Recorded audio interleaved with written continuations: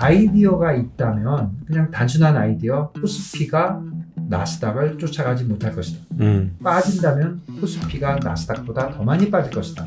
이런 거를 믿고 그거를 내가 트레이딩을 해봐야 되겠다고 하면 지금 가장 효과적인 방법이라는 거는 유동성이 충분하고 그 다음에 수수료가 적은 상품은 선물이고 네. 선물을 하는 건 어렵지 않고 이런 식으로 하면 된다. 제가 그렇게 정리할 수 있겠습니다. 근데 그걸 어디서 합니까?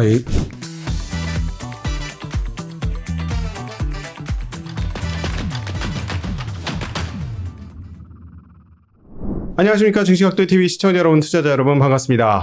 여러분이 기다리시는 한국 최고의 트레이더, 전 한국 리만 브라더스 대표 김준성 대표님 모셨습니다. 대표님 어서 오십시오. 안녕하십니까. 네, 안녕하십니까. 네. 지난달에 나오셔가지고 네. 한국은 사실 반도체 수출 잘 될 거라고는 하는데 잘 못 믿겠고 네.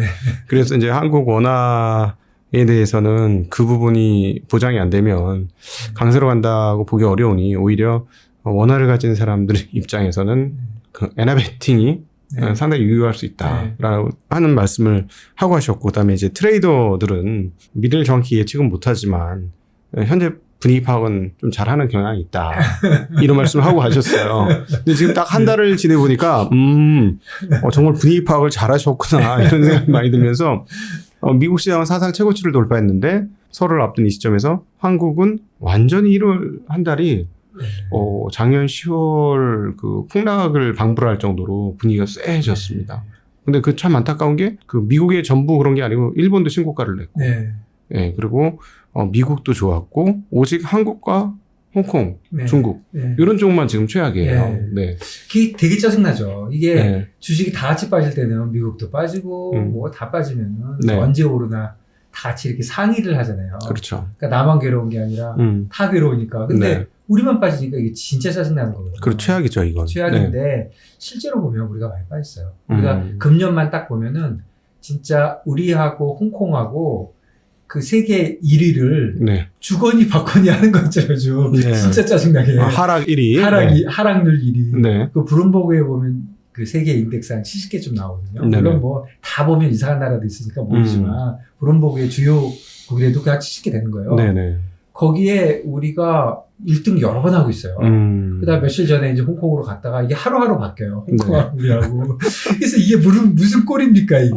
그러니까요. 벌써 보면은 지금 뭐 대충 봐도 미국하고 벌써 한 10% 차이 났어요. 미국은 플러스고 우리는 마이너스고 해서 그렇죠. 지금 보면 8%에서 10% 왔다 갔다 하거든요. 네. 그리고 말씀해 주신 대로 일본은 플러스 뭐 7%, 8% 이렇게 가니까 네. 한 15% 차이 나는데 그런데 이게 처음 있던 일은 아니고 기억나시겠지만 작년에 코스피가 19% 올랐고요. 네. S&P가 24% 그리고 나스닥이 44%. 네, 엄청나게 네, 올랐습니다. 그다음에 나스닥 중에 100 있잖아요. 퓨처스 하는 거. 그거는 54% 올랐어요. 네. 그러니까 나스닥 100하고 비교해 보면 54와 19면 얼마입니까? 30%가 네. 넘잖아요. 그렇죠.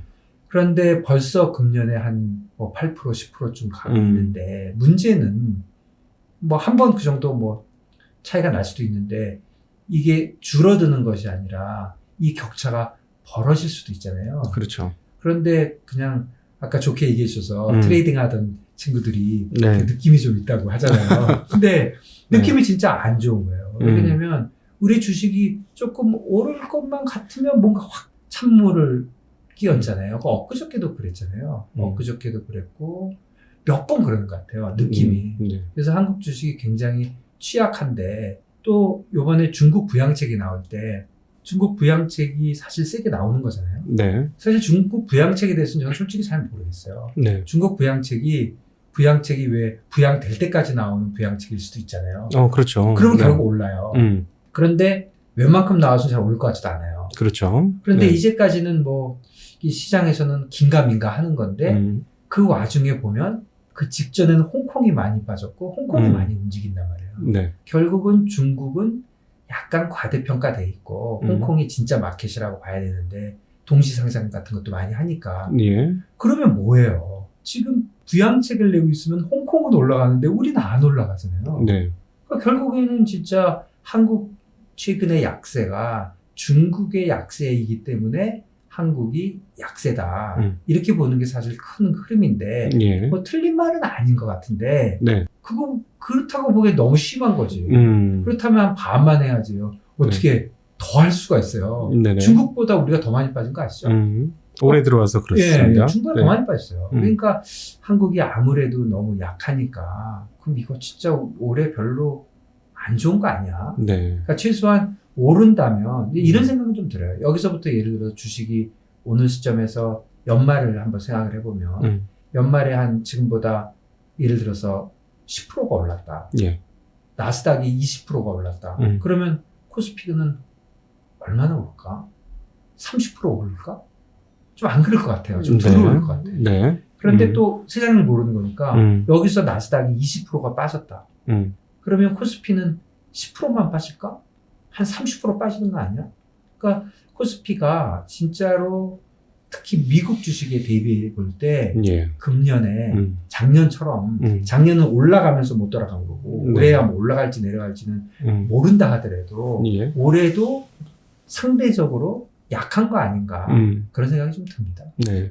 그럼에도 불구하고 이제 조금 1월 그 설을 앞둔 시점에 조금 불안한 부분 하나는 미국 시장도 오를 재료를 다 쓴 거 아닌가 하는 뭔가 에너지가 상당히 많이 사용된 거 아닌가. 네, 좀 그렇죠. 근데 뭐 네. 요즘 뭐 이번 주 뭐 관련돼서 뭐 이슈들이 많으니까 어떻게 네. 결론이 날지 모르겠지만 저는 큰 그림으로 볼 때 네. 미국 시장에 비해서 한국 시장이 취약한 이유가 네. 우리 진짜 그 짜증나는 구조적인 문제를 얘기하지 않더라도 그거 네. 우리 다 그냥 제껴놓고 제가 짜증난다고 얘기하는 건 대주주 문제, 예. 정부가 일관성 없는 문제 네. 뭐 이런 건데 그거는 차치한다 하더라도 또 중국 문제 이런 걸 네. 차치한다 하더라도 한 가지 저는 조금 좀 올해 미국 주식이 더 나을 것 같다는 생각이 자꾸 드는 게 네. 낫다는 게 뭐 많이 올라간다는 게 아니라 상대적 밸류가 네네.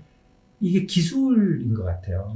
지금 아무래도 전체 주식시장의 가장 키포인트는 사실 기술이잖아요. 네네. 기술 기업들이 예. 세상을 끌어가고 있는 거죠. 그게 뭐 맞든 틀리든 첫 번째 생각은 그 말이 맞는 말이든 틀린 말이든 난 잘 모르겠는데 네. 사람들이 그렇게 믿으면 뭐 믿는 거지 뭐 그렇죠. 시장이 그렇게 가는 거니까요. 그렇죠. 그런 것도 있고 두 번째는 맞는 말일지도 모르겠어요. 네. 왜 그러냐면 이자율도 높고 지금 뭐 예전처럼 뭐 중공업이 하는 세대도 아니고 결국 AI나 이런 것들이 세상을 바꿀 가능성이 있어 보이잖아요. 요즘 네. 뭐 엄청 나잖아요. 너무너무 재밌잖아요. 네네네. 그러면 이런 게 진짜 세상을 바꿔줄 수도 있잖아요. 그렇죠. 그렇다면은 기술력이 진짜 관건이고 어떤 나라의 주가지수, 어떤 나라의 경제 이런 것도 그 나라가 갖고 있는 기업의 기술력. 네. 기술력이라는 게 국가의 기술력이라는 게 사실은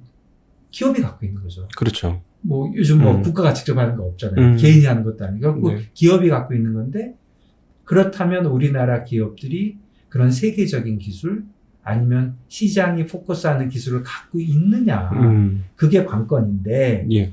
사실 10년, 20년 전에 갖고 있었죠. 우리가 뭐 좋은 거 많았죠. 네. 삼성전자도 그렇고 뭐 조선도 그렇고 뭐 바이오도 그렇고 뭐 좋은 게 너무너무 많았지만 그때하고 비교해 보면 지금이 약한 거 아니냐. 네. 지금 우리가 갖고 있는 게 제가 좀 험하게 얘기하면 삼성전자가 있죠. 네. 훌륭한 기업이 있지만 과연 반도체에서 조금 일부만 차지하고 있잖아요. 2차 전지가 좋다고 하지만 과연 이런 뭐 양극재 뭐 이런 게 2차 전지 전체 산업에서 얼마나 비중이 있는 것인지 네. 냉정하게 생각해 봐야 되고 이게 또 대체안은 없는 것인지 네.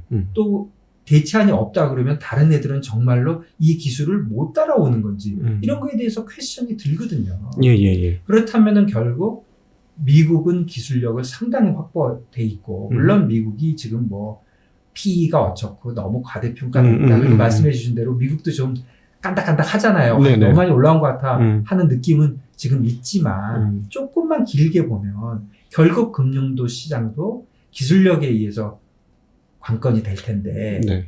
그 기술이 별게 없다.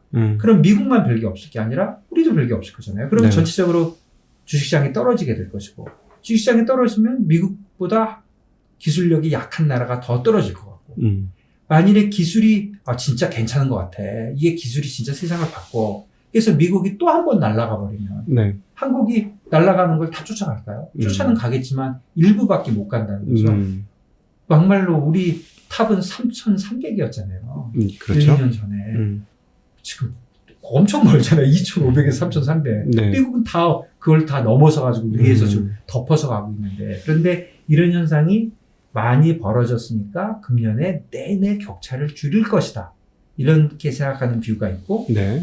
점점 벌어질 것이다. 이렇게 생각할 수 있는 뷰가 있는데, 저는 좀 그냥 개인적인 느낌은 후자 쪽입니다. 네.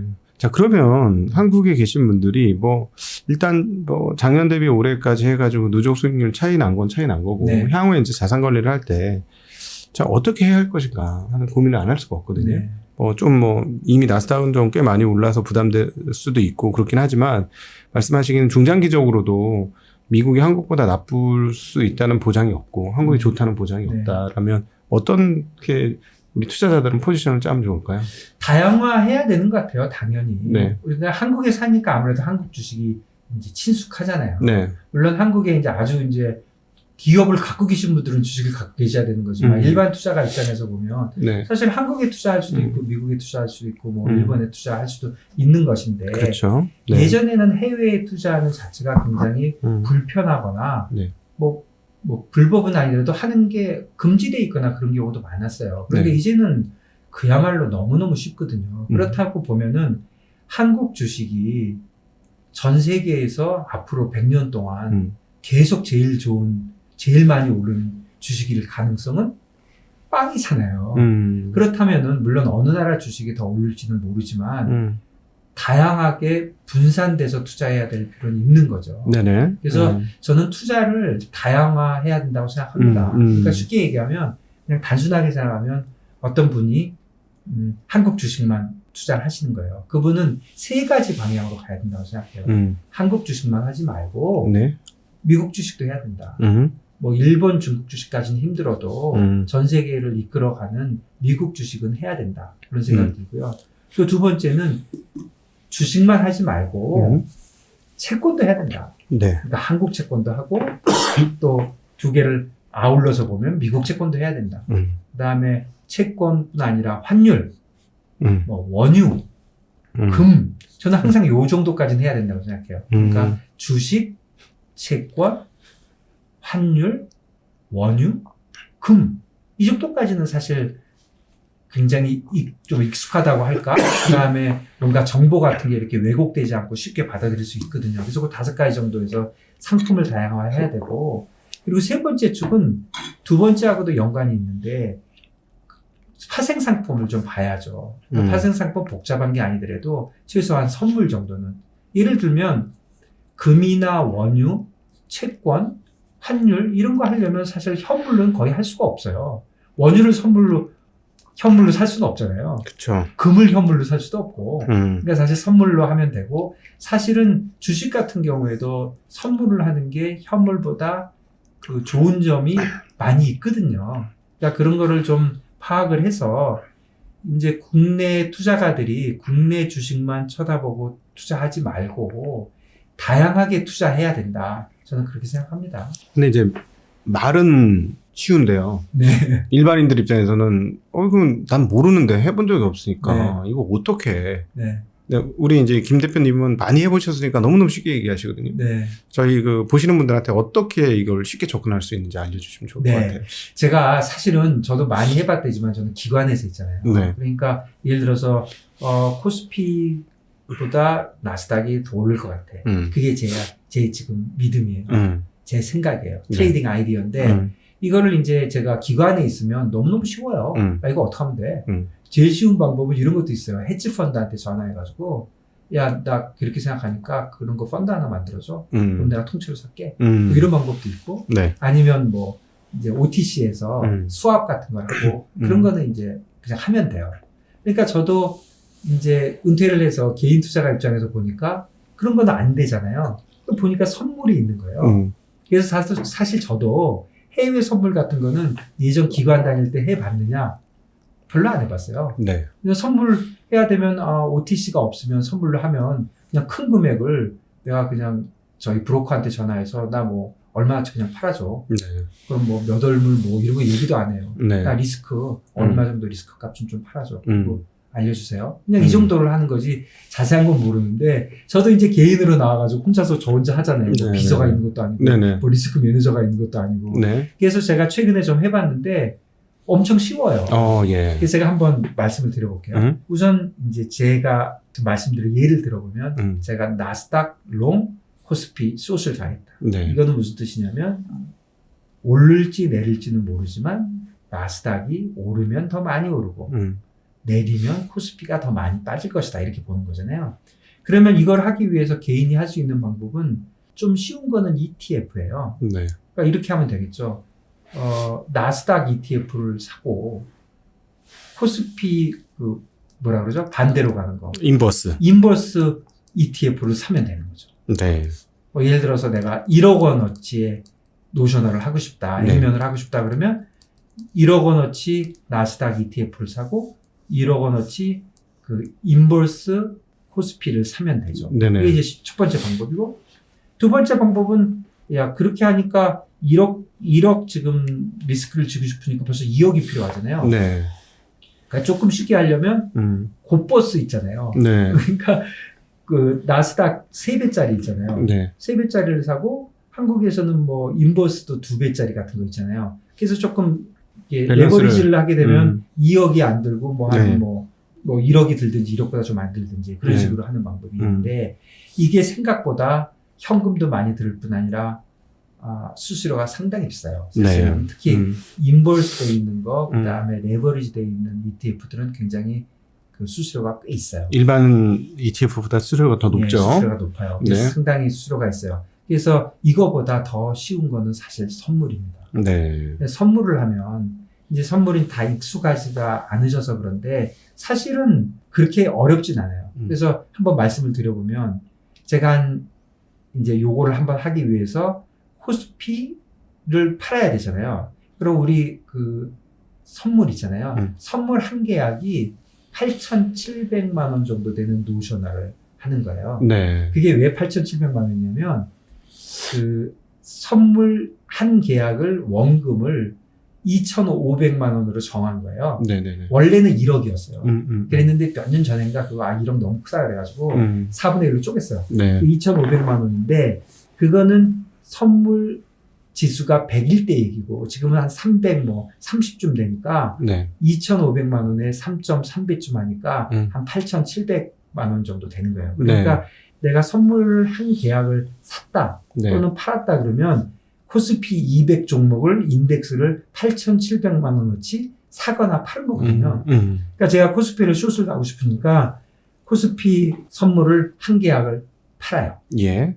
그 다음에 이제 나스닥에 가서 그 금액에 맞는 뭐 8,700만 원 비슷한 거를 나스닥 가서 이제 사면 되는 거거든요. 그런데 나스닥 가서 살라고 보니까 한 번도 안 해봤으니까 헷갈리잖아요. 네. 그래서 제가 그걸 가르쳐 드릴게요. 요즘 너무 쉬운 게 증권사마다 뭐 CME, CBOT 뭐 이런 거 쫙 돼 있어가지고 다 너무너무 잘 돼 있고 사실은 그 수수료도 엄청 싸요. 선물이? 예, 엄청 싸요. 그러면 거기서 이제 쭉 나오면 제가 구체적으로 말씀을 드릴게요. 나스닥에 가면 이제 종목 코드라는 게 다 있거든요. 그렇죠. 그러면 요즘은 마이크로라는 말이 앞에 붙어 있는 것들이 있어요. 네네. 마이크로가 보통 거의 10분의 1을 해놓은 것들이에요. 그러니까 개인들을 위해서 좀 사이즈를 작게 해놓은 거거든요. 네. 그렇지만 거래는 엄청나게 돼요. 전 세계에 있는 모든 사람이 하니까. 그래서 마이크로, 이미니, 나스닥 뭐 이런 게 있어요. 이미니 나스닥이라는 게 예전에는 나스닥이었는데 이미니가 붙어가지고 나스닥은 처음에 선물을 할 땐 사이즈가 진짜 컸거든요. 네. 이미니라 그래갖고 일렉트로닉 미니라 그래서 요즘은 이미니만 해도 꽤 커요. 그거를 10분의 1로 쪼개놓은 MNQ 종목 코드가 MNQ라는 게 있어요. CME에 있는 건데 그거를 보면은 이제 이런 거를 보면은 야 이게 도대체 뭔가 하고 헷갈리잖아요. 그런데 거기서 보면 뭐를 항상 봐야 되냐면 승수라는 걸 봐야 돼요. 승수. 멀티플라이어라는 게 있거든요. 네. 우선 승수라는 게 중요하다 이렇게 먼저 들으시고 제가 설명을 차분하게 해볼게요. 승수가 있는데 이 승수라는 건 뭐냐면 그냥 우리 둘이 고스톱 칠 때 네. 고스톱 치다가 치기 전에 정해야 되는 게 하나 있잖아요. 점 얼마일지. 그렇죠. 그거예요. 네. 그래서 MNQ의 승수는 2예요. 예. 2달러. 그건 뭐냐면 나스닥 지수 1이 움직이면 2달러 주기로 우리가 정하자? 네. 이거예요. 그럼 나스닥이 지금 17,000쯤 하거든요. 18,000? 17,500 정도 하니까 1이 오르잖아요. 그럼 2달러 주는 거예요. 우리 둘이 하는데 네. 고스톱 치는데 17,750이었다가 17,751이 되잖아요. 네. 그러니까 그 1이 변하면 2달러씩 주고 받는 거예요.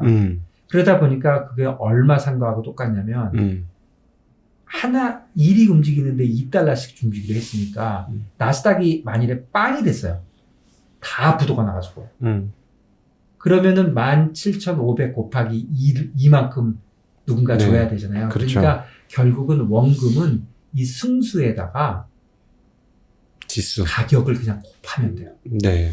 그러면 결국은 17,000에다가 2를 곱하니까 한 35,000쯤 되잖아요. 그러니까 그 MNQ라는 거를 하나 사면은 35,000불어치 산 거예요. 네. 그러면 달러로 원화로 계산해 보면 한 4천만 원 좀 안 되잖아요. 그러니까 아까 코스피가 8,700만 원쯤 됐잖아요. 네. 요건 한 4천만 원 좀 안 돼요. 그러니까 요거 2개 하면 딱 맞는 거예요. 그러니까 MNQ를 2개 사고 네. 코스피를 하나 팔면 돼요. 그렇게 해서 거래를 하는 건데 그러면 돈은 얼마가 드느냐? 이제 선물을 하면 선물 얘기를 조금 이제 그 익숙하지 않으신 분들을 위해서 네. 여기서 잠깐 정리 한번 하고 갈게요. 네. 왜냐하면 지금 보시면 선물이라는 건 증거금만 내고 거래를 하는 겁니다. 그러니까는 우리가 주식을 살 때는 주식을 10,000원짜리는 10,000원을 내고 사지만 선물 같은 경우는 한 단위당 계약이 아까 말씀하셨듯이 원래는 1억. 그러니까 그거는 그냥 정하는 겁니다. 네네네. 정하는 겁니다. 예, 그렇게까지 됐고 그걸 줄여서 이제 2,500만 원이 됐는데 한 계약을 사면 이렇게 큰 덩어리를 하나 사는데 그걸 돈을 다 주고 사는 게 아니라 정해진 예약금, 증거금만 내고 그렇죠. 사죠. 근데 그 증거금이 한 5% 정도 되는 거죠. 그게 이제 그것도 다 정하는 건데요. 네. 정하는 건데 지금 코스피는 약 한 9% 정도 되고 네. 나스닥은 한 5% 정도 되고 그렇습니다. 그러니까 사실은 이 계약은 한 계약에당 나스닥 기준으로는 20배의 레버리지가 있는 겁니다. 그렇죠. 그래서 나 돈 있다고 있는 돈을 다 사시면은 말도 안 되게 큰일이 날 수도 있습니다. 그렇죠. 예. 내 생각보다 20배로 움직이는 거거든요. 네. 오를 때는 더없이 행복하겠습니다만 증거금이 한순간에 쉽게 얘기하면 나스닥 같은 경우를 풀로 다 내가 갖고 있는 현금으로 풀로 사셨으면 5% 가격 변동에 모든 것이 싹 다 날아갈 수 있어요. 그러니까 증거금 내는 것이 나의 리스크가 아니고요. 네. 내가 어떤 리스크를 지느냐는 그 액면이 중요하기 때문에 제가 액면 네. 말씀을 드린 거고 기왕 좀 조금 재미나게 얘기를 하면요. 네. 제가 너무 디테일하게 안 가고 한번 생각을 한번 해보자고요. 우리 네. 선물 시장에 대해서. 선물 시장이라는 게 사실 세계에 지금 엄청난 거래가 되고 있거든요. 그렇죠. 보통 현물 거래의 5배에서 10배가 거래가 되고 있어요. 네. 사실은 선물 시장이 전체 우리 금융 시장에 큰 변화를 준 거거든요. 그렇죠. 그래서 엄청난 거래가 되고 있는 거거든요. 그래서 선물 시장을 한번 생각을 해보면 이런 거죠. 예를 들어서 우리 둘이서 어디다 베팅을 하는데 현물을 가지고 왔다 갔다 하면 너무 불편하니까 네. 내가 처음에 예를 들어서 금을 샀던 이유가 그냥 금이 필요해서 산 게 아니라 금값이 오를 것 같아서 산 거거든요. 그러니까 언젠가 팔 거예요. 네. 그러니까 구태여 금이 왔다 갔다 하기 싫잖아요. 그러니까 우리 둘이 약속만 하는 거예요. 야, 우리 금 내가 산 거야. 너는 파는 거고. 그리고 혹시 모르니까 한 달 후에는 서로 주고받자. 근데 한 달 전에 이제 서로 팔 생각이에요. 그래 놓고서 하다 보니까 그 원금이 왔다 갔다 할 필요는 없잖아요. 그렇죠. 그런데 문제는 내가 뭐 잘 믿고 있지만 이 사람이 안 줄지도 모르잖아요. 한 달 네. 있다가. 이 사람이 한 달 동안 부도날지도 모르잖아요. 그렇죠. 그러니까 어떻게 하자고 하면 크게 2가지 아이디어가 생긴 거예요. 첫 번째는 야 매일매일 가격이 움직이면 그날 가서 한꺼번에 하지 말고 매일매일 서로 주고받자. 네. 지금 100원인데 그날 가서 얼마일지 모르니까 하루에 99원이 되거나 하루에 움직인 값을 서로 주고받자. 마크투마켓을 해서 그게 첫 번째 아이디어고 네. 마크투마켓을 해도 주고받는다 하더라도 야 내가 100원에 오늘 거래를 했는데 오늘 저녁에 99원이 됐어. 네. 그래서 내가 1원을 받아놨어. 그랬는데 내일 또 주고받을 때까지 하루가 또 있잖아요. 그렇죠. 하루가. 그때까지 얼마 변할지 모르잖아요. 그렇죠. 그런데 내일 아침에 됐는데 쌩까시는 거예요. 연락도 안 되고. 네. 그럴지 모르니까 우리가 증거금이라 그래가지고 여기다가 넣어놓자. 서로 못 가져가게. 네. 그래서 증거금은 하루치 변동량에 대해서만 받아요. 네. 그러니까 굉장히 작죠. 그러니까 그걸 하는데 이걸 둘이서 하는 게 아니라 야, 이렇게 하고자 하는 사람이 너무너무 많으니까 네. 날짜 하나 정해가지고 온 동네 사람들이 다 같이 하자. 네. 그렇게 한 게 선물이거든요. 그러다 보니까 쉽게 얘기하면 100만 명이 치는 고스톱이에요. 1억 명이 치는 고스톱이고 실제로는 한 15억 명 정도가 치는 거래를 하는 거거든요. 그러니까 선물에 관련된 제가 아까 조금 전에 조금 약간 복잡한 얘기를 드렸는데 그 모든 것은 그냥 정하는 거예요. 예. 룰 미팅 하듯이 야, 한 계약은 얼마로 하자. 날짜는 언제로 하자. 네. 야, 우리가 증거금은 얼마로 쌓자 하는 건 다 정한 것이고 이론적인 거는 진짜 제 생각에 딱 하나뿐이에요. 현물하고 선물의 가격에 약간의 차이가 있거든요. 네. 이게 현물 가격이 100원이면 선물 가격은 뭐 102원이거나 네. 98원이거나 있는데 그거가 왜 결정되느냐는 약간 이론적이에요. 네. 제가 뭐 30분이면 설명할 수 있으니까 아주 쉬워요. 그렇지만 그거는 이론적인 거고 이론적으로 결정되는 것이고 나머지 있잖아요. 나머지 뭘 승수값이라든가 네. 뭐 액면가라든가 이런 거는 그냥 다 그냥 룰 미팅에서 정한 거예요. 예. 그러니까 다 별거가 아닌 거예요. 뭔가 되게 복잡하게 써 있지만 외울 필요도 없고 네. 아무것도 아닌 거예요. 예를 들어서 아까 제가 말씀드린 승수도 우리 증권사 페이지에 들어가가지고 내가 나스닥 선물을 딱 보면 김준송이가 승수라 그러니까 승수를 찾아봐야지. 근데 승수가 없어요. 네. 사실은 CME에 들어가면 승수라고 딱 나와요. 멀티플라이어라고. 근데 우리나라 그거에 별게 없어요. 그것도 네. 뭘 보시면 되냐면 호가 단위 이렇게 나와요. 네. 호가 단위가 뭐냐면 17,500짜리니까 호가 단위가 지수 1로 할지 0.5로 할지 이런 걸 정해야 되잖아요. 네. 그럼 적혀져 있어요. 호가 단위 0.5. 그리고 그 밑에 뭐라고 적혀 있냐면 최소 가격 변동액 이렇게 나와요. 그럼 호가 단위가 0.5면 0.5가 움직이면 얼마를 주고 받자. 그러니까 고스톱에 점 얼마치자 이렇게 정하는 거예요. 거기 보시면 1이라고 써 있어요. 그러면 제가 아까 승수가 2라고 그랬잖아요. 네. 그 차이는 뭐냐면 사실 멀티플라이어로 말하는 게 좋은데 우리나라 증권사들이 좀 헷갈리게는 써놨어요. 그러면 호가 단위가 0.5니까 소수점 앞에 단위, 첫 번째 단위, 그 가격의 단위 1을 기준으로 보면 2잖아요.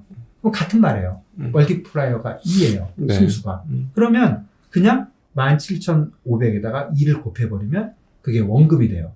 그러면 똑같이 우리 지수 선물이 제가 아까 복잡하게 1억짜리가 2억 2,500만 원이 되고 뭐 100이었던 인덱스가 330이 돼서 8,700만 원 정도 된다 이렇게 말씀드렸잖아요. 네. 그런데 우리 그 코스피 퓨처스의 승수가 제가 말씀드린 승수가 25만 원이에요.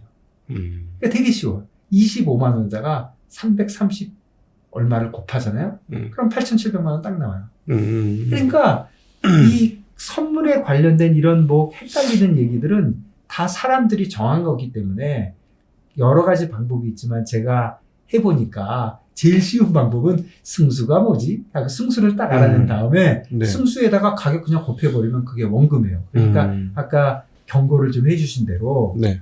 내가 예를 들어서 나스닥이나 코스피를 하는데 돈이 1,000만 원밖에 안 들어가니까 내가 1,000만 원어치 지금 베팅을 한 거야. 그게 아니에요. 원금에 대한 리스크를 다 진 거거든요. 그쵸. 그러니까 예를 들면 다시 예를 들면은 아까 코스피 숏 지금 나스닥 롱을 가고 싶어요. 저는 개인적으로. 그러면은 선물에서 하게 되면 이제 제가 선물 한 계약, 코스피 선물 한 계약, 나스닥 선물 2계약을 했어요.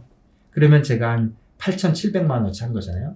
근데 제가 이제 9,000만 원이라고 해볼게요. 뭐 9,000만 원어치 원금을 하면 내가 당장 돈이 얼마가 있어야 되냐면 아까 말씀드린 대로 코스피 쪽에서는 증거금이 9%예요. 나스닥은 5%예요. 네. 코스피가 왜 비싸냐 난 모르겠어요. 다 정하는 거거든요.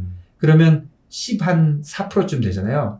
그냥 15% 잡자고요. 네. 그러면 9천만 원에 15%니까 한 1,400만 원? 네. 그러니까 넉넉 잡아서 터질 거 좀 감안해가지고 한 2천만 원 정도 놓으면 뭐 한 1억 정도 되는 그런 리스크를 테이크할 수 있는 건데 네. 내가 2천만 원을 놓았으니까 내가 2천만 원에 대한 리스크를 진 게 아니라 실제로는 상대적 가치지만 코스피에도 1억, 나스닥에도 1억 가 있는 네. 거죠. 그리고 나는 이 차이를 계산했지만 이럴 수도 있잖아요.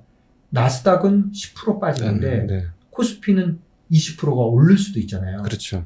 그러면은 나는 여기서 10%, 여기서 20%, 30%나 터지는 거거든요. 1억에 대해서 30% 터지니까 3천만 원을 손해보는 거예요. 네. 그럴 수도 있잖아요. 그러니까 그런 리스크 값을 계산하면 되는 건데 어쨌든 아이디어가 있다면 그냥 단순한 아이디어 코스피가 나스닥을 쫓아가지 못할 것이다. 빠진다면 코스피가 나스닥보다 더 많이 빠질 것이다. 이런 거를 믿고 그거를 내가 트레이딩을 해봐야 되겠다고 하면 지금 가장 효과적인 방법이라는 거는 유동성이 충분하고 그 다음에 수수료가 적은 상품은 선물이고 네. 선물을 하는 건 어렵지 않고 이런 식으로 하면 된다. 제가 그렇게 정리할 수 있겠습니다. 근데 그걸 어디서 합니까? 일반 기관들이야 지금 말씀하신 것처럼 거래 상대방 증권사 투자은행들한테 전화해서 오퍼를 그냥 바로 내면 되는데. 아니, 증권사요. 네. 증권사에 선물 구자 열으셔서. 그러니까 증권사에서 예. 아마 보통 화면 번호가 21 정도 될 텐데 예. 선물 계좌는 그렇게 그러니까 해서 구자를 보면 네. 뭐 저보다 잘 아시겠지만 증권사 구자 보니까 저도 이제 요즘 별거 다 합니다. 네. 증권사 구자 열면 이제 보통은 이제 주식 구자, 네. 국내 주식 구자가 있고요. 두 번째는 해외 주식 구자가 있고, 네. 그 다음에 국내 선물 옵션 구자가 있고, 또 하나는 해외 선물 옵션 구자가 있어요. 네네. 그래서 구자별로 다 다르지만 다 한 사람 거예요. 그러면 다 들어가면 되고요. 네. 그 다음에 해외 선물도 단추만 눌러보면 거기 그냥 쫙 나옵니다. 그래요? 네. 그냥 한국 HTS에서도? HTS에서. 그리고 거래하기 너무 쉬워요. 너무 쉽고, 제가 거의 증권사 지금 세일즈 하는 건데요. 아침 8시부터 오픈돼가지고, 네. 제가 예를 들어서 8시 10분에 제가 거기다가 오더를 내잖아요. 네. 나 얼마면 사줘. 그러면 지구 한 바퀴 돌아서 다음날 아침 7시까지 그 오다가 살아있어요. 그리고 7시가 지나서 그 오다가 거래가 안 되잖아요. 그러면 사라져요. 네네. 그런 식으로 너무너무 이피션트하게 돼 있고, 그리고 그런 것들이 전부 다 이제 다 할 수 있게 돼 있는 거예요. 누구라도. 뭐 세금에 내는 건 좀 있지만, 누구라도 할 수 있는 거기 때문에, 개인들도 그냥 기왕 주식 구자 열려 있는 데서, 국내 선물 옵션 구자, 해외 선물 옵션 구자, 그 다음에 해외 주식 구자 열어가지고 하면은 삼성전자 사는 거하고 애플 사는 거하고 똑같아요. 네. 다른 게 한 개도 없어요. 그냥 누르면 그러면 이제 뭐 환점 같은 것도 해야 되잖아요. 네. 그 증권사가 알아서 다 해줍니다. 나는 단추 여러 개 누를 것도 없어요. 그냥 한 번만 누르면 되고 네. 그 국내 선물을 한 번이라도 해보신 분들은 해외 선물도 똑같아요. 그냥 거기서 단추만 누르면 돼요. 다만 주의를 해야 될 거는 내가 이 컨트랙트 하나 사는 게 얼마나치 산 거지? 네. 그거는 어디에 정확하게 안 써 있거든요. 그래서 제가 오늘 계속 말씀드린 게 멀티플라이어를 찾아내가지고 네. 가격에다 곱하면 그 값입니다. 그거 제가 말씀드리는 게 그래서 너무 쉽게 돼 있고 그래서 개인들도 사실은 예전처럼 너무 어렵지 않고 너무 쉬워서 이렇게 하시는 방법이 있거든요. 이게 네. 익숙하지 않아서 그렇지 진짜 하루만 앉아서 보시면 다 알 수 있는 정도로 쉽거든요. 그렇다면은 제가 처음에 제가 말씀드리고 싶었던 얘기로 돌아가면은 네. 자 세상이 이렇게 많이 변해 있는 거거든요. 지금. 이 모든 거를 다 핸드폰으로 할 수 있거든요. 네네. 그럼 이런 시장에서 우리가 한국 사람이라고 해서 뭐 제가 이렇게 말씀드리면 뭐 크게 나쁜 얘기를 하는 것 같이 들릴 수도 있는데 한국 사람이라고 해서 꼭 한국 주식을 사는 게 맞는 거고 한국 주식 팔고 미국 주식 사면은 외국자가 아닌 겁니까? 그런 게 아니잖아요. 그러니까 금융시장에 투자를 하는데 한국에 지금 계신 개인 투자가 분들이 한국 주식에만 몰두하고 있는 거는 장기적으로 볼 때 좋은 수익률을 내기 상당히 어렵다. 네. 그래서 다양화를 해야 된다. 그게 제 생각입니다. 그러니까 저희 실전으로 직접 투자해보는 친구들도 하는 얘기가 이제 그거예요. 아, 미국은 진짜 거버넌스가 좋고 주주들을 굉장히 우대해주는 문화가 있다. 그렇죠. 근데 한국은 주주들은 뭐 우리가 사람인지 개돼지인지 모르겠다 할 정도로 이게 그 대주주와 소액주주들의 입장 차이가 있어서 그래서 우리 김 대표님께서는 투자를 하는데 사실은 지금 한국 투자가 압도적으로 많기는 해요. 네, 그럼요. 해외 주식 아직 별로 그렇게 크진 그럼요. 않거든요. 해외 주식이 많이 늘었다고 해도 네. 한국 주식은 대부분 한국 사람들이 가지고 있으니까. 네, 그렇죠. 그러니까 그 해외 주식을 좀 늘려라. 근데 그 중에서 이 선물을 권하시는 건 비용이 적게 들기 때문에 권하시는 거죠? 그렇죠. 비용이 적게 들고 그리고 더 이피션트하고 그리고 유동성이 많고 네. 수수료가 적고 그런 거죠.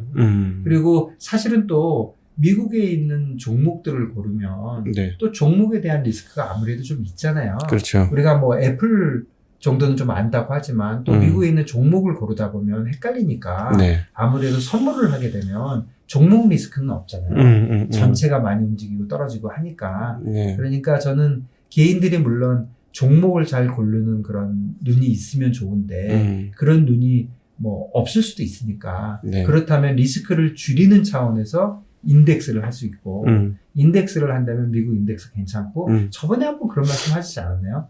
국내 ETF, 국내 인덱스에 투자하는 게 조금 안 좋다. 억울한 면이 있다. 왜냐면 계속 물타기가 되니까. IPO가 너무 많이 되니까. 예, 그렇죠. 그러니까 그런 구체적인 문제가 있으니까 한국의 ETF, 한국 코스피를 장기적으로 선물로 하는 거는 그런 이슈가 있지만 미국 거는 그런 이슈가 좀 사실 뭐 미안한 얘기지만 적잖아요. 그러니까 결국은 다양화한다는 측면에서 미국 해외 주식을 해도 되지만 네. 해외 선물도 적극적으로 고려해 볼 필요가 있다. 네. 네, 그런 말씀 드립니다.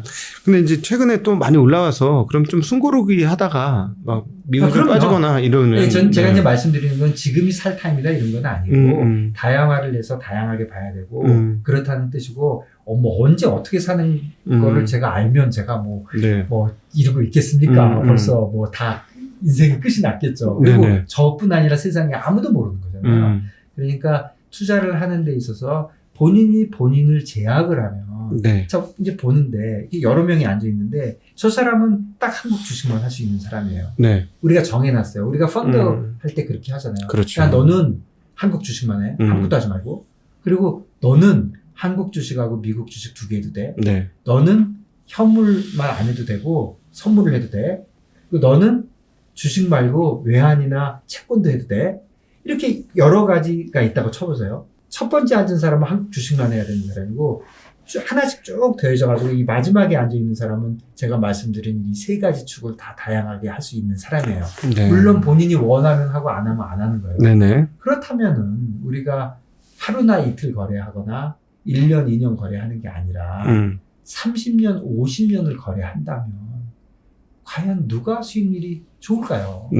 저는 당연히 후자라고 생각을 하거든요. 네. 그런데 우리나라 개인 투자가 분들이 이런 생각도 들어요. 제가 일본이나 뭐 홍콩에 잠깐 살아봤는데 거기 개인 투자가들은 우리보다 훨씬 다양하게 해요. 진짜 우리나라 개인 투자가분들이 진짜 한국 주식만 하십니다. 그렇군요. 상대적으로 훨씬 제가 정확한 통계는 없지만 느낌이 확실히 그래요. 비중이 적은 거는 확실합니다. 확실히 더 커요. 네네네. 그런데 그렇게 할 이유는 저는 없다. 네네. 예전에는 있었다. 예전에는 할 수가 없었어요. 또는 굉장히 비쌌어. 네. 근데 요즘 엄청 싸졌습니다. 근데 이제 아시다시피 아직까지 한국은 25년까지 이제 금투세, 금융투자 소득세, 네. 그게 아직 도입이 안 돼서 250만 원 이상 버는 사람들 입장에서는 한국이 훨씬 더 유리하지 않느냐 그런 생각을 하시는 분도 많아요. 근데 그것도 저는 조금 다르다고 생각해요. 그냥 예. 한국 주식은 양도세가 없으니까 다 돈을 다 버는 거고 지금 미국 주식을 사면은 뭐 22% 정도 세금을 내거든요. 네네. 그런데 세금이 그것만 있는 게 아니고 거래세가 있잖아요. 근데 한국은 거래세가 지금 0.2에서 금년에 내려가지고 0.18인가 그래요. 네. 그리고 미국도 거래세가 있는데 네. 미국 거래세는 거의 무시할 만큼 없어요. 그러면 단순화해 보면 한국 삼성전자를 거래를 하면은 거래세로 0.18을 내요. 네네네. 애플을 사거나 팔면은 양도세로 22%를 내요. 아, 그러니까 이거 애플이 아무리 좋아도 살 수가 없어요. 네, 20%씩이나 뭐 자세히 생각해 보면 네. 삼성전자 0.18이라는 거는 거래하는 원금에 대해서 내는 거예요. 그렇죠. 원금 예를 들어 예. 1억을 하면 1억을 하면 0.18이니까 18만 원. 네. 18만 원을 그냥 무조건 내는 거예요. 그렇죠. 내가 1억을 샀다가 내가 1억 1천에 만일에 9천만 원에 샀다가 네. 1억에 팔았다고 치면은 18만 원 세금 내고 땡이에요. 네. 그런데 애플을 사면요. 애플을 예를 들어서 9천만 원씩 샀다가 1억을 팔았어요. 네. 1억을 팔았으면 1천만 원 남았잖아요. 네. 그러면 1천만 원에 22%니까 220만 원 내. 그럼 이건 18만 원 냈고 이건 220만 원 냈으니까 애플이 훨씬 나빠 보이지만 꼭 그런 게 아닌 게 우리가 맨날 버옵니까? 네. 그 다음에 우리가 거래를 1년에 한 번밖에 안 해요. 자주 하잖아요. 그렇죠. 그러니까 이거는 그야말로 어느 쪽이 세금 많이 낼지는 잘 몰라요. 근데 한국이 아무래도 조금 적게 낼 가능성이 조금 있을 수도 있는데 잘 생각해 봐야 되고 네. 별 차이가 없다는 거고요. 그 다음에 선물로 가게 되면 네. 한국 선물이나 미국 선물이나 다 버는 거에 대해서 아까 미국 주식은 22%를 냈지만 이건 10%만 내요. 그러면 삼성전자 갖고 거래를 하는 거하고 나스닥 선물하고 거래를 하는 거하고 계산을 해보면 네. 이거는 세금이 이제 어느 게 싼지 잘 모르겠는데 내 느낌은 나스닥이 더 쌀 것도 같아요. 그리고 국내 선물 있죠. 네네. 국내 선물은 주식에 대해서는 내는데 원달러하고 그러니까 FX하고 채권에 대해서는 또 안 내더라고요. 세금을? 예, 나 왜 안 내는지도 모르겠어요. 근데 어쨌든 안 내요. 국내는.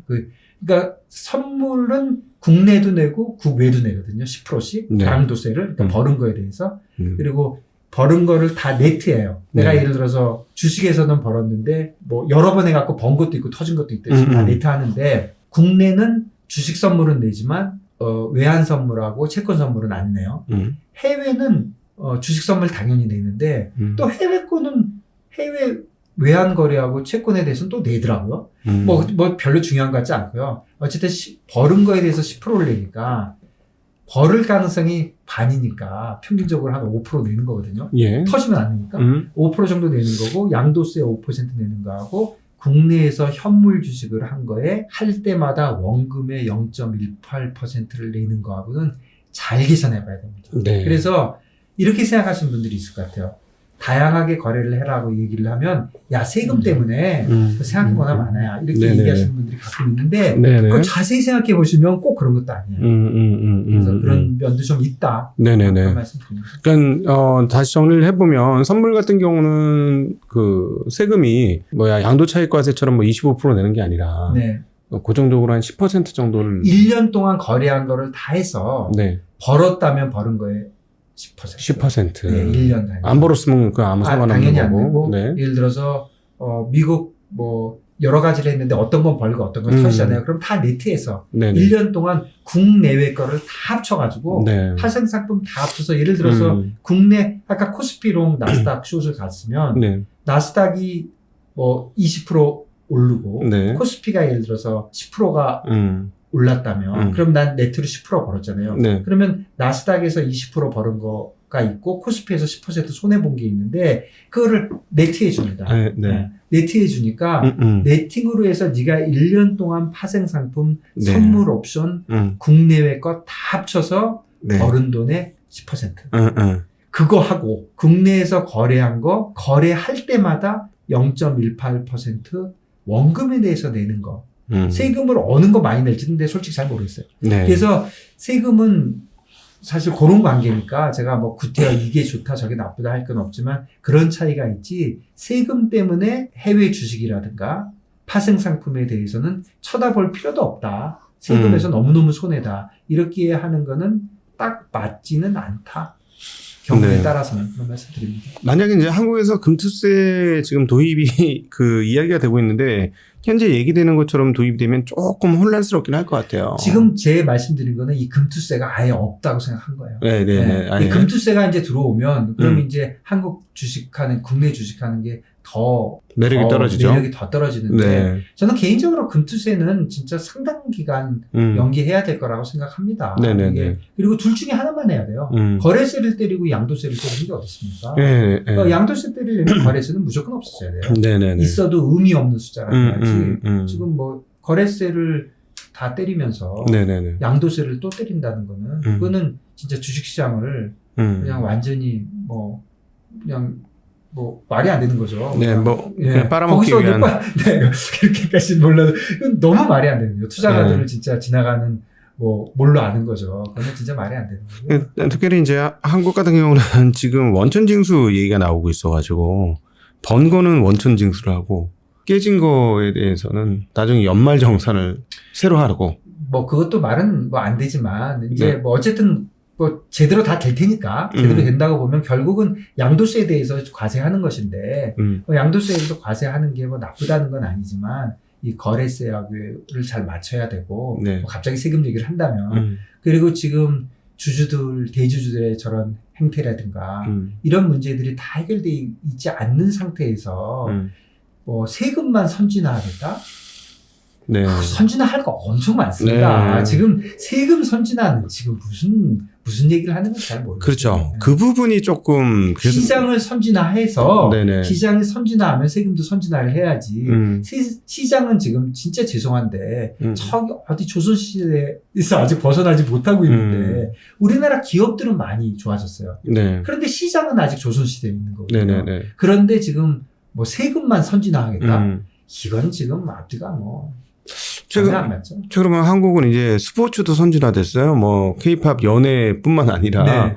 이제 축구도 뭐 세계적인 수준에 상당히 많이 올라갔고 네. 과거에 비해서 정말 참 모든 면에서 외국 사람들이 막 찾아오는 옛날 우리 어렸을 때 외국 사람 한 명 보면 너무 신기해서 쫓아다니고 구경하고 막 그랬었는데 이제는 너무 흔하게 볼 정도로 그렇게 됐는데 금융에 있어서만큼은 그럼요. 선진화가 잘 안 이루어지고 있는 것 같아요. 그 말씀하세요. 취약하다는 말 있잖아요. 취약하다. 네. 취약하다는 말이 약한데 상대적으로 약하다. 이런 뜻도 있고 취약하다는 거는 내가 전체적으로 제가 뭐 운동을 굉장히 잘하는데 내가 무릎의 인대가 좀 나빠요. 그럼 무릎이 취약한 거잖아요. 네네네. 그런데 무릎이 취약하기 때문에 내가 다른 게 아무리 좋아도 운동 자체가 안 돼요. 네. 제가 축구, 농구, 배구를 다 잘할 수 있는데 무릎 때문에 아무것도 못하는 거예요. 네. 무릎이 사실 좀 하나는 힘줄 하나 때문에 똑같은 겁니다. 네. 금융이 취약하면 사실은 금융이 취약하다는 거는 조금 큰 말이니까 저는 그냥 직접적으로 얘기하고 싶어요. 네. 자본시장이 취약한 거거든요. 자본시장이 취약하면 기업들의 뒷목덜미를 잡는 거예요. 제가 대주주들이 하도 얄미워가지고 네네. 우리 기업들 얘기 욕을 많이 하지만 사실 우리 기업들이 잘 되지 않고는 어떻게 우리나라 잘 되겠어요. 그렇죠. 그리고 기업들이 잘 돼야 우리 주식도 잘 되는 거잖아요. 그런데 이렇게 자본시장의 제도 뭐 이런 것들이 이렇게 취약해가지고는 진짜 어렵다. 그러면 제가 뭐 우리나라 국가와 민족과 자본시장을 책임지는 사람도 아닌데 네. 뭐 트레이더로서 생각을 해보면 이런 상황을 냉정하게 생각을 판단을 해보면 네. 오늘 제가 드리고 싶은 말씀으로 돌아가면은 야 내가 생각을 해보니까 금리의 기술 제가 믿고 있는 그런 기술적인 문제도 있고 그 다음에 대주주 문제가 해결될 것 같지도 않고 또 정부는 최근에 굉장히 왔다리 갔다리 하는 일관성 없는 정책을 펼치고 네. 중국은 저 모양 저 꼴이고 그렇다면은 주식이 내가 오를지 내릴지는 진짜 잘 모르겠는데 분명히 나스닥이 날아가면 우리는 조금만 오를 것이고 나스닥이 폭락하면 우리는 대폭락을 하는 게 아닌가. 그게 제 믿고 있는 것 중에 하나거든요. 그렇다면 제 믿는 거에 베팅을 해야 되는 거잖아요. 믿지 않는 거에 베팅할 수는 없으니까. 그래서 사실은 뭐 국내 주식을 많이 갖고 계신 분들한테 제가 이런 말씀 드리면 저런 나쁜 놈이 있어 이렇게 말씀하시겠지만 사실은 냉정하게 판단을 해보면 지금 약간 그런 시점이 아닌가 네. 생각이 듭니다. 근데 그 지금 홍콩도 계셨고 뭐 싱가포르나 이런 네. 쪽 이제 그 아시아 쪽에서의 금융 허브에 꽤 오래 계셨었잖아요. 거기에 있어 보면 어떤 금융이 선진 금융이고 어떤 금융이 후진 금융인지도 궁금하고 왜 한국은 그럼 금융이 왜 후진이다 이렇게 표현될 수밖에 없는지 궁금합니다. 저는 그 기준을 뭐 틀릴 수도 있는데요. 전 딱 하나라고 생각해요. 자유. 자율. 예, 자유. 시장이 자율적으로 할 수 있으면 선진국이고요. 정부가 통제하면 후진국이에요. 네. 그럼 중국하고 한국이 지금 아시아권에서 예. 일본까지도 어느 정도? 어느 정도. 네. 그런데 일본은 최근에 많이 대호각성을 했잖아요. 예. 이거 컨트롤하면 안 되는구나. 그러면 사실 일본이 좋아지는 거거든요. 네. 그래서 중국이 예를 들어보면 이거예요. 중국 예를 들어보면 대표적으로 좋은 예가 그거 같아요. 중국 인민화의 자유화, 인민폐. 네네. 위안화를 자유화하겠다면서 중국에서 난리를 치잖아요. 그래서 뭐 달러 굴기 그런 걸 해가지고 뭐 다 뺏어오겠다 그런 얘기를 잘 나가는 몇 년 전에 많이 했지만 그거 죽어도 안 되고 있어요. 네네네. 그 이유가 뭐냐면 중국 정부에서 그 컨트롤을 놓지 않으려고 그래요. 그렇지. 그거를 다 자유화 시켜주면서 자기한테 다 리포트하라고 해요. 네. 그렇게 컨트롤을 갖고 있으려고 그러면 자유화가 되지 않고 자유화가 되지 않으면 시장이 선진은 안 됩니다. 우리나라 외환 시장도 똑같아요. 네. 우리나라 외환 당국에서 계속해서 컨트롤을 가지고 있으려고 그러잖아요. 얘네들 리포트해. 뭘 해? 해외에다가 뭐 열어주면 야 걔네들 우리나라 애들하고 한 명씩 짝져서 해. 왜 짝지라고 그랬어요? 네. 컨트롤 하려고 그러는 거잖아요. 그러니까 정부가 컨트롤을 하려고 하는 마음을 먹는 순간 선진화는 물 건너가는 거죠. 네. 그러니까 우리 시장이 그런 거죠. 근데 물론 이제 그 컨트롤을 잘못해서 우리나라 IMF 당하긴 했지만 또 IMF의 그런 쓰린 기억이 있다 보니 이 컨트롤을 안 하면 또 그런 일 또 당하는 거 아닌가. 그러니까 이제 시장이 약하면 예를 들어서 미국하고 우리하고 큰 차이가 있는데 뭐 예전에 우리가 1950년대를 생각하면 아무것도 없는 애들이 그렇죠. 자유화하면 어떻게 되겠습니까? 그냥 굶어 죽는 거죠. 네네네. 그러면 뭔가 이렇게 해서 뭔가 계획을 짜고 해야 되지만 어느 정도 수준에 오면 놔야 되거든요. 예. 그러니까 이제 선진화, 자율화 이런 게 다 어디다 맞는 말은 아니지만 우리 기준으로 보면 중국 기준으로 보면 그 자율화가 문제인 것 같아요.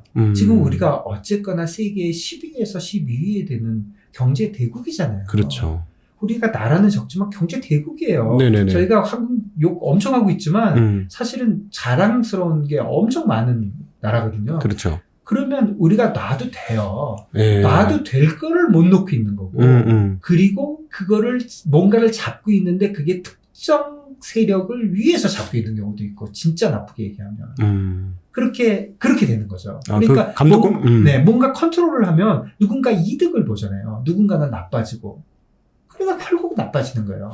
그러니까 결국은 어느 정도 수준에 가면은 자율화가 돼야 되거든요. 시장에서 판단해서 하게 하면 되는 거거든요. 네. 그런데 그런 거를 잘 못하고 있기 때문에 저는 대주주들 그 행태에 대해서 항상 거품을 물지만 가끔 되돌아 보면은 대주주들도 어려움은 있다고 생각을 해요. 그럼요. 네, 네. 뭐 상속도 할 수 없고 물론 저는 야 상속을 왜 해?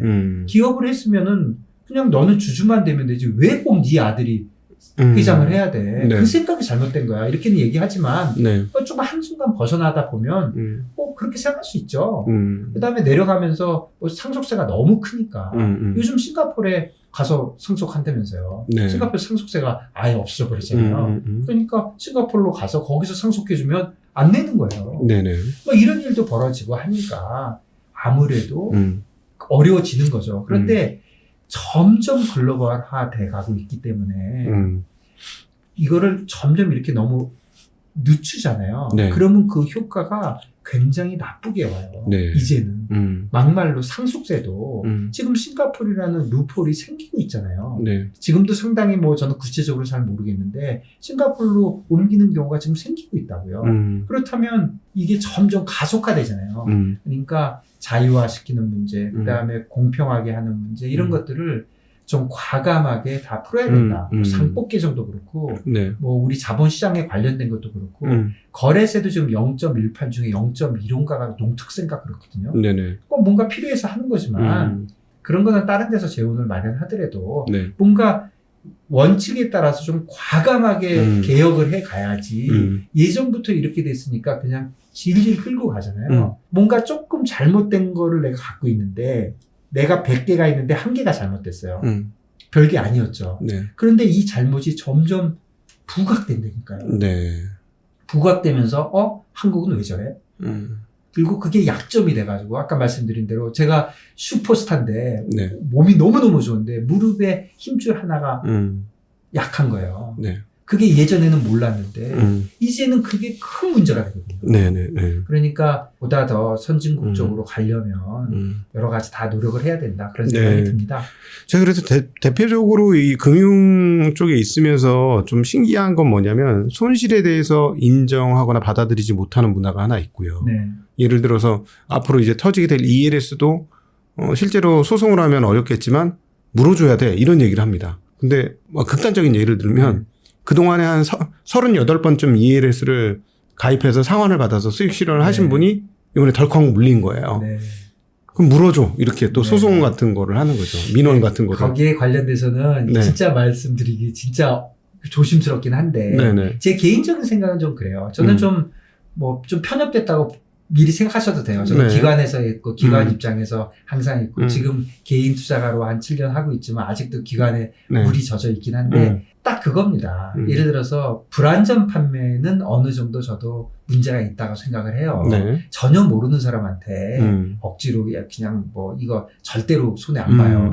세상에 절대로 손해 안 보는 거 있으면 한 개만 갖다 주세요. 그러면 진짜 하루아침에 부자가 되는 거잖아요. 그렇죠. 그런 식으로 불안전 판매가 어느 정도는 많이 하다 보니까 있을 수 있다고 생각하지만 지금 말씀하신 대로 예전에 키코도 그랬어요.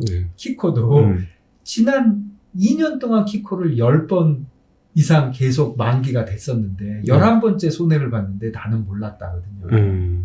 그리고 기본적으로 투자가 입장에서 보면 저는 사회에 누가 그런 게 불안전 판매가 있었고 누가 억울한 점을 당했고 이런 걸 떠나서 그냥 나라도 잘하면 되는 거잖아요. 그러니까 개인들은 이런 투자를 할 때 이 상품이 뭔지 정확하게 보면 되는 거거든요. 파생 상품은 위험하고 나쁜 거는 아니에요. 그 내용이 뭔지만 알면 되거든요. 그러니까 세상에 나쁜 상품은 없어요. 나쁜 결과만 있는 거지. 그런데 50%가 손해가 났잖아요. 50% 손해가 났으니까 3년 전에 팔은 거를 다시 다 찾아가지고 그때 스트래티지가 잘못됐다고 얘기하는 사람들은 첫째 진짜 정신 나간 사람이고요. 그렇게 다 알면은 왜 지금 이거 하고 있겠습니까? 그렇죠. 그 상품이 잘못된 건 아닌데 지금 유일하게 얘기할 수 있는 포인트는 불안전 판매인데 불안전 판매도 지금 지적해 주신 대로 그것도 판단을 너무 감정적으로 하는 거는 맞지 않다. 저는 약간 어떻게 보면 약간 편협된, 약간 기관적으로 기울어진 그런 생각을 좀 갖고 있습니다.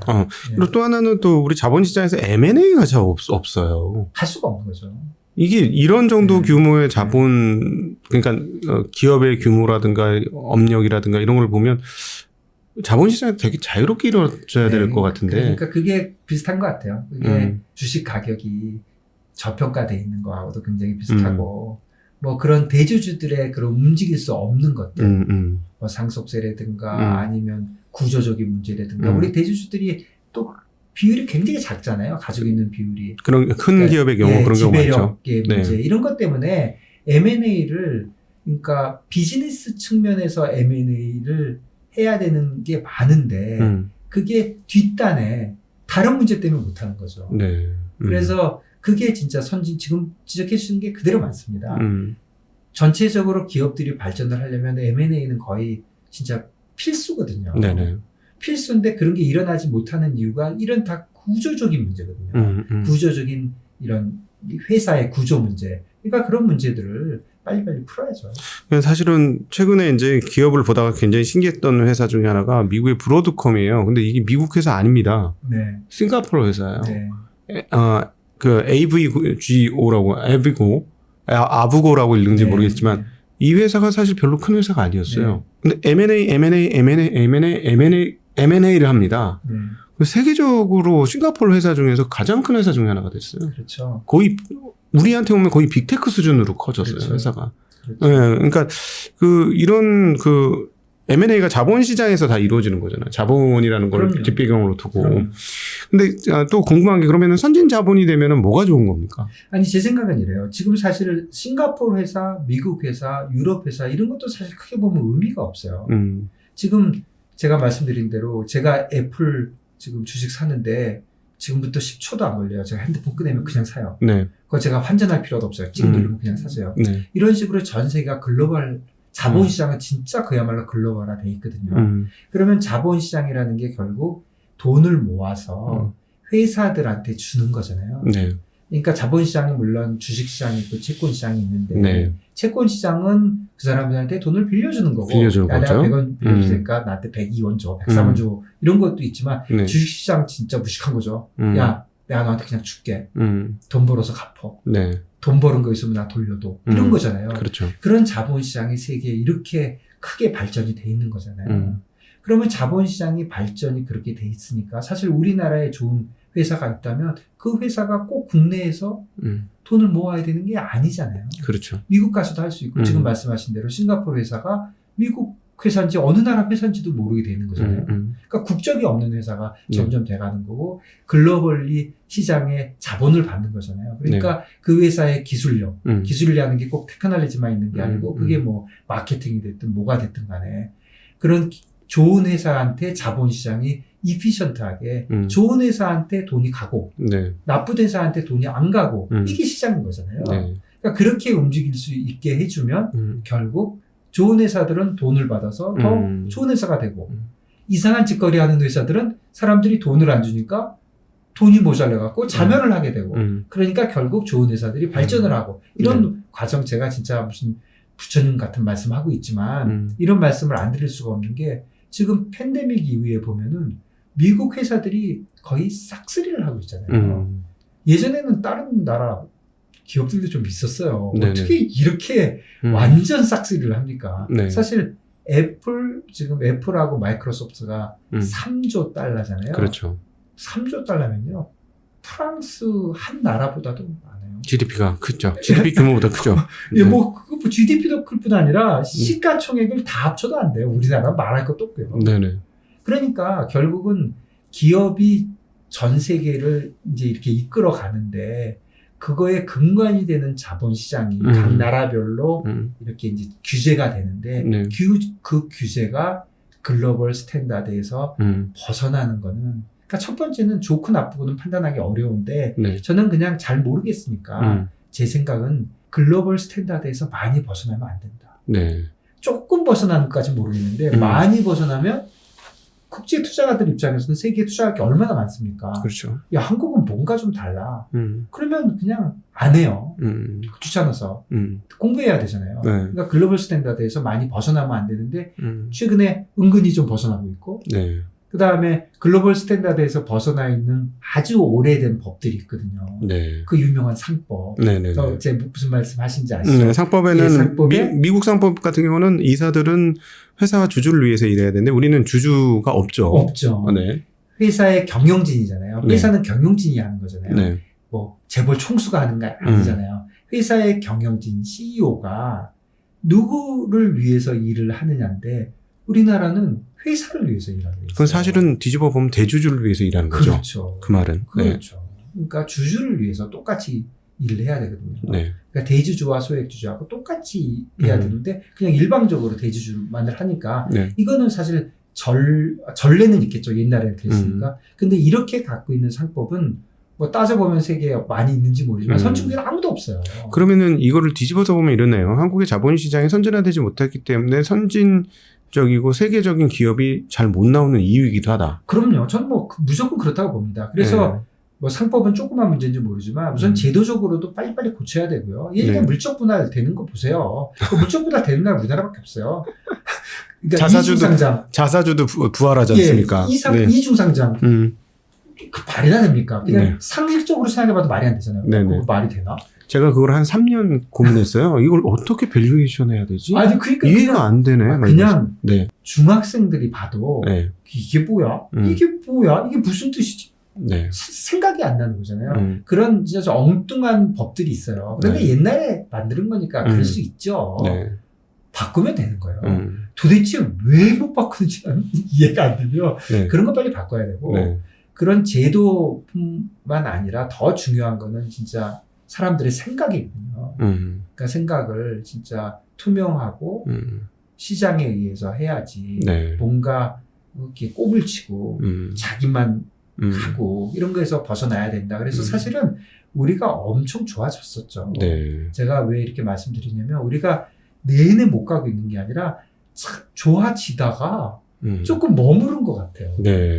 특히 다른 나라들은 최근에 더 확 더 풀어지고 있거든요. 네네네. 유럽도 그렇고 일본도 그렇고 사실 중국만 좀 그렇지 인도도 축착 풀어지고 있잖아요. 네네. 우리는 오히려 좀 덜 풀어지고 있는 것 같거든요. 네. 그런데 이렇게 덜 풀어지는 게 뭐 우리만 잘 먹고 잘 살면 될 거 아니냐.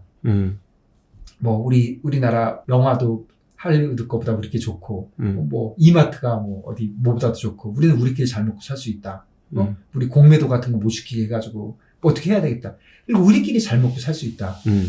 그거 저 개인적으로는 그거 착각입니다. 네. 우리끼리 잘 먹고 못 살아요. 왜냐면 세계가 벌써 글로벌 돼 있어요. 특히 자본시장이 이렇게 묶여 있는데 기업은 기업대로 가고 자본시장은 자본시장대로 든다. 이런 식으로 가서 계속 밀려지면 저 같은 애도 벌써 얘기하잖아요. 한국 주식 팔고 미국 주식 사면 어때요? 네. 그 다음에 제가 말이 좋아 나스닥 롱 코스피 숏이잖아요. 네. 예를 들어서 나스닥 롱 코스피 숏을 진짜 많은 사람이 동감을 했어요. 이런 트레이딩을 굉장히 큰 금액으로 들어온다고 생각을 해보세요. 네. 그러면 한국 주식 다 팔아야 돼요. 네. 그냥 한국 주식 팔고 미국 주식 사는 효과가 똑같은 효과가 일어나요. 네. 내가 그 짓을 하면 그 선물을 받아가지고 그걸 해지를 해야 하고 다 해야 되잖아요. 그러니까 결국 내가 그걸 1억어치 하면 우리나라 주식 1억이 미국 주식 1억으로 바뀌는 거예요. 네. 그렇다면 저는 이런 생각도 들어요. 내가 옛날처럼 현역에 있었으면 이런 걸 펀드를 하나 만들면 어떨까? ETF를 이렇게 선전을 하는 거죠. 나스닥이 더 오를 거라고 생각하십니까? 그럼 이걸 사세요. 아까 제가 최소한 1억 원은 있어야 막 했잖아요. 2천만 원 있어야 했잖아요. 네. 뭐 100만 원도 살 수 있게 해주고 10만 원도 살 수 있게 해주는 거죠. 펀드로 하면 펀드로 해가지고 또는 ETF로 만들어서 네. 그래서 파는 거예요.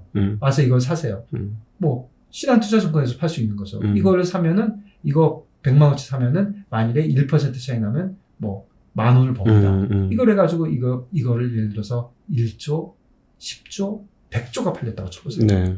100조가 팔리면 우리나라 기업 주식을 100조를 팔아서 미국 주식 100조를 산 거예요. 네. 사실은. 그렇죠. 결국은 그렇게 되는 거거든요. 그러면 저 같은 애도 지금 뭐 국가와 민족이고 뭐고 간에 내가 트레이더인데 내가 돈을 벌어야 된다고 생각하니까 야 내가 지금 제가 뭘 알겠습니까? 맨날 헷갈리는데 그래도 내가 딱 하나 제일 믿는 거는 나스닥이 더 나을 거야.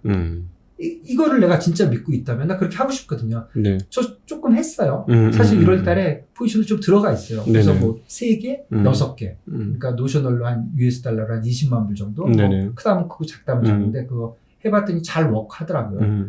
그래서 실제로 저 같은 애가 전 했어요. 그러면 저 같은 애가 100명, 1000명, 10,000명, 10만 명, 100만 명이 있으면 그러니까 결국은 제가 그렇게 판단하는 이유는 우리나라가 좀 약할 것 같아. 네. 그러니까 우리나라 기업이 좀 약할 것 같아. 왜? 뭐 도와주는 놈이 없잖아. 굉장히 힘들 것 같아. 삼성전자 너무 힘들 것 같아. 혼자서 고군분투할 것 같아. 그런데 내가 진짜 애국자니까 삼성전자 주식을 갖고 있어야 되나? 애플을 갖고 있거나 마이크로소프트, 엔비디아를 갖고 있어야 되는 게 맞는 거 아니야? 이런 생각을 제가 하는 거거든요. 그러니까 이런 사람들이 계속 늘어날 수 있으면 결국은 국내 그런 투자금들이 해외로 나가게 되고 네.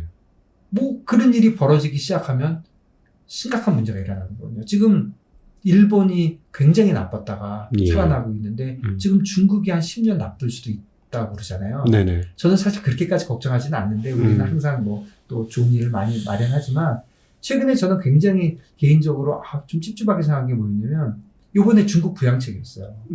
중국 부양책이 나오는데 중국은 오르는데 우리는 안 오르는 거예요. 그럼 뭐야? 우리 중국 때문에 이렇게 나쁘다는 말이 안 맞는 말이잖아. 네. 그러니까 우리가 지금 세계에서 1등, 2등을 홍콩하고 왔다리 갔다리 하는데 이 이유가 중국 때문에 우리가 그런 거야. 그거는 무슨 말이에요? 중국만 살아나면 우리도 살아나는 거잖아요. 그러면 중국 부양책이 뭐 인디안 기후제처럼 부양이 될 때까지 부양을 할지도 모르잖아요. 그 사람들이. 네. 그러면 한번 기대를 해볼까? 이런 생각을 했는데 제가 어뜨거한 생각을 한번 한 게 요거 봐라. 중국 부양을 하니까 홍콩 증시는 오르는데 우리 증시가 안 올라. 네. 중국 증시가 오르는데 우리나라 증시가 안 올라. 그럼 중국 아니네. 그럼 뭐지? 찝찝해지는 거죠. 네네. 이게 진짜 뭔가 나쁜 건가? 제가 어떻게 우리나라 경제를 다 알겠습니까? 세계 경제를. 그냥 눈치 보는 건데 눈치 보는 것 중에 제일 쉬운 방법은 시장 움직이는 보면 그렇지. 되는 건데 네. 지난 며칠 동안에 그때 한번 보면은 진짜 기분 나쁜 날 많았어요. 오, 야, 이게 부양책이 나오는데 홍콩이 날아가는데 한국 주식 가만히 있어요. 네. 그 다음날 그거 좀 별로더라고요. 그래서 이게 진짜 한국에 대해서 조금 나쁘게 보는 게 아닌가. 네. 이거는 사실 외국인만 나쁘게 보는 게 아닙니다. 국내에 있는 투자자들도 나쁘게 보고 있는 거예요. 사실은 뭐 미국이 그 사회적으로 보면은 정말 문제가 많은 사회이고 네. 좀 뭐 저 나라가 저 지탱이 되겠는가 하는 생각이 들 때가 많아요. 뭐 예를 들어 길거리에 마약 저기 취한 사람들이 막 널려 있고 뭐 길거리에 똥을 싸고 뭐 이런 거 보면 참 기가 찬데 근데 사실은 그 어떤 자본의 역동성으로 세계 최고의 기업들을 계속해서 배출해내고 그래서 대단하다고 느꼈던 중국도 저렇게 꼼짝 못하게 만들 정도의 그 강력함이 결국 자본시장에서부터 그렇죠. 나온 거 아니냐. 그래서 저는 사실은 이제 중국이 이렇게까지 나빠진 거에 대해서 뭐 전문가들이 많이 있으시겠지만 저는 그냥 단순 무식하게 생각해 보면 미국한테 당했다 이렇게 생각이 됩니다. 네. 몇 년 전에 2, 3년인가요? 그것도 아니잖아요. 미국하고 중국이 붙을 때 그 시작을 보면 진짜 중국이 미국하고 대차게 한번 붙어 보려고 한 거잖아요. 네네. 그래갖고 이제 시작이 됐는데, 그래갖고 이제 뭐 그 서플라이 체인 가지고 문제를 삼으면서 반도체를 문제를 삼으면서 중국이 제가 보기에는 진짜 완패한 거예요. 완전히 중국을 눌러버렸잖아요. 사실은 중국이 서플라이 체인은 미국보다 훨씬 완벽하게 갖고 있죠. 그걸 완전히 망가뜨려 놨잖아요. 네. 망가뜨려 놨고 또 저는 미국 사람들이 독해요. 네. 미국이 남들을 괴롭힐 때를 보면 그 인간들이 맨날 괴롭히지만 네. 괴롭힐 때를 보면은 자기네 강점을 가지고 잘해요. 네. 예전에는 군사력으로 했고요. 한동안은 금융으로 했고요. 한동안은 인권으로도 했어요. 자기네가 조금 민주화가 돼 있다고 민주화 안 돼 있다는 애들한테 막 괴롭히고 네. 그것도 먹히잖아요. 이번에는 뭘로 했어요? 기술로 했죠. 네. 그러니까 말씀하신 대로 마약도 있고 총도 쏘고 참 보면 한심한 나라 같이 보이지만 그런 저력이 있는데 그 저력 부럽잖아요. 네. 그 부러운 저력의 뒤에는 이거는 뭐 그냥 제 개인적인 생각이고 틀릴 수 있지만 그런 자본주의가 깔려 있다. 그러니까 시장 경제, 경쟁 구조 이런 거를 존중해주는 문화가 있다. 네. 저는 그렇다면은 뭐 미국이 좋아서 따라야 된다 그런 뜻 진짜 아니고요. 네. 우리도 좀 막혀 있고 이런 것들을 좀 풀어가야 된다. 네. 뭐 그런 생각이 듭니다. 맞아요. 아유, 가끔 근데 뭐 아니 그쪽에는 뭐 제가 드릴 말씀은 아닌 것 같고 훌륭하신 분들 많이 계시니까 저는 그냥 다만 요런 것들이 좀 딜레이 되고 있구나. 그러면 한국이 금년에도 저는 사실 주식 좋게 봅니다. 금년에 주식 오를 것 같아요. 네. 왜냐하면 이자율이 전체적으로 내려오는 분위기라면 좀 뭐 주식 떨어지는 경우가 별로 없거든요. 네네. 주식 좋게 보고 있어요.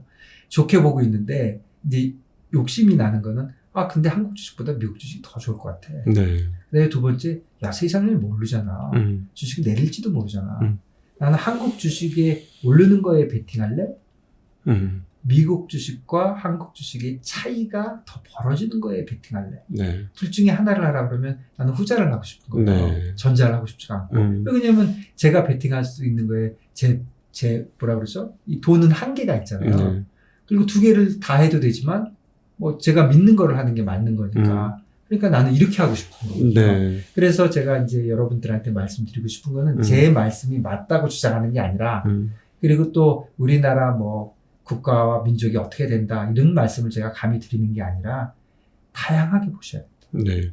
다양하게 보셔야 되고 다양한 아이디어가 있으면 그 아이디어를 실질적인 투자로 연결하는 게 어렵지 않다. 네. 예전처럼 어렵지 않고 지금 잘 돼 있기 때문에 선물 같은 거를 잘 이용하고 하면 어렵지 않다. 네. 그러니까 개인 투자가 분들도 한국 주식에 매몰돼 있을 필요는 없다. 네. 그러니까 그렇게 하는 것이 더 한 단계 더 나은 수익률을 장기적으로 보장을 할 것 같다. 네. 그게 제 생각입니다. 네. 오늘 너무 감사하고요. 듣다 보니까, 유대인 놈들도 이거 되게 지독한 놈들인데, 이게 앵글로 잭슨이 진짜 지독한 놈들인 것 같다. 그런 생각이. 그런데, 네. 그런 건 있어요. 네. 양놈들이 양놈이라 했을 텐데. 네. 원룸인데 양놈들이 더 지독하고, 네. 진짜 동양인들이 점잖은 거지, 네. 진짜 지독하게들 하는 거죠. 네, 참. 오늘 아주 우리 김진성 대표님 통해서 또 해안을 많이 얻게 되는 것 같습니다. 그러니까, 저도 개인적으로 들으면서, 설득이 되고 또 동감이 되고 동의가 됩니다. 그러니까 최근에 한국에서 아이를 안 낳는 게 저는 되게 합리적 대응이라고 생각 들거든요. 뭐 거기까지는 아니고요. 아니, 마치 그런 것처럼, 아직은 한국 주식에서 해외 주식으로 돌리는 사람들이 얼마 많지 않아요. 뭐 서학개미라고 많이 있었지만 그래도 네. 사이즈가 제가 보기엔 그렇게 네. 많은 것 같지는 않아요. 근데 뭐라 그럴까요? 물 밑에서는 잠재적으로 부글부글 용암이 끓듯이 지금 끓고 있다는 느낌이 굉장히 많이 들어요. 그러니까 제 주변에서도 한국에서 돈을 벌었던 친구들조차도 아니 그 주주 대접 하나도 못 받아서 주주 대접받는 나라로 가자. 이렇게 얘기하는 사람 점점 많아지고 있어요. 물론 그들도 아직 한국 비중이 많아요. 근데 점점 미국 비중이 점점 커지고 있는 것들이 눈에 보이거든요. 그래서 야, 이런 식으로 가다가는 어느 순간에 한꺼번에 한국에서 자본 조달의 시장이 말라붙을 수도 있다. 그러니까 그 헤게모니를 가진 사람들만 이걸 모르고 있구나. 이런 느낌도 많이 받습니다. 그래서 오늘 말씀해 주신 이 해안을 좀 헤게모니를 가지고 있는 사람들이 좀 들었으면 좋겠어요. 그래서 한 가지 그 말씀을 드리면 그 자본의 이동이라는 게 있잖아요. 그러니까 예를 들어서 한국 주식을 팔고 미국 주식을 산다. 네. 그러면 어떤 통계에 탁 잡히잖아요. 네. 그런 거를 보고 야, 이런 일이 있으면 안 되겠네. 이렇게 생각하지만 그런 게 아니라 저 같은 사람. 나스닥을 선물을 롱을 가고 코스피 선물을 숏을 가잖아요.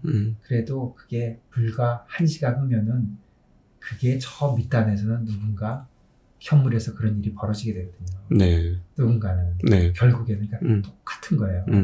그러니까 주식이 없는 사람도 할 수 있는 거거든요. 그래서 문제가 심각하다. 문제가 심각하다. 네네네. 네. 네. 그리고 이렇게 이제 선물 제도 같은 게 엄청 쉬워졌잖아요. 네. 그래서 이런 게 너무너무 쉬워졌기 때문에 이게 지금 심각하다. 네. 그래서 저는 조금 심각하다 이렇게 봐집니다. 네. 저희 채널에서 그 타이틀로 걸은 것 중에 하나가 10만 금융 전사입니다. 그게 무슨 말이냐면 저는 사실은 한국 민족이 굉장히 똑똑하고 뛰어난 사람들인데 이 금융 시스템이 안 돼 있어서 금융에서 제대로 길을 못 피는데 여기서 금융을 잘하는 한 10만 정도의 사람들이 배출이 되면 열심히 우리가 공장 돌려가지고 돈 벌었는데 키보드 띡띡 누르면서 돈 벌게 되겠구나. 앵글로 섹슨 애들처럼.